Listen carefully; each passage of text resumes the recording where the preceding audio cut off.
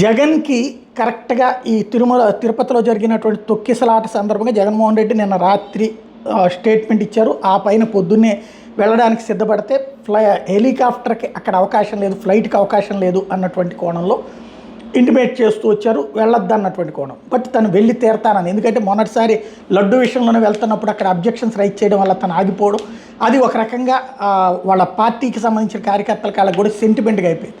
ఇప్పుడు ఈ తొక్కిసలాట సందర్భంగా వెళ్ళాలి అన్నటువంటిది ఒక వర్గం, వెళ్ళొద్దు అనేటువంటిది ఒక వర్గం చెప్తా వచ్చింది. బట్ జగన్మోహన్ రెడ్డి ఇటు పరిస్థితుల్లో వెళ్ళాలి, పరామర్శించాల్సిందేనని చెప్పడం, అక్కడ అధికార యంత్రాంగం కానీ అక్కడ ఉన్నటువంటి వాళ్ళు మాత్రం సహకరించేందుకు సిద్ధంగా లేరని చెప్పడం, ఎట్లాగంటే ఆపేస్తారు అని చెప్పడం. అట్లాగే నిజంగానే జగన్ అక్కడ ఫ్లైట్ దిగిన తర్వాతన తన కాన్వాయ్ని వెళ్లేందుకు పోలీసులు అనుమతించలేదు.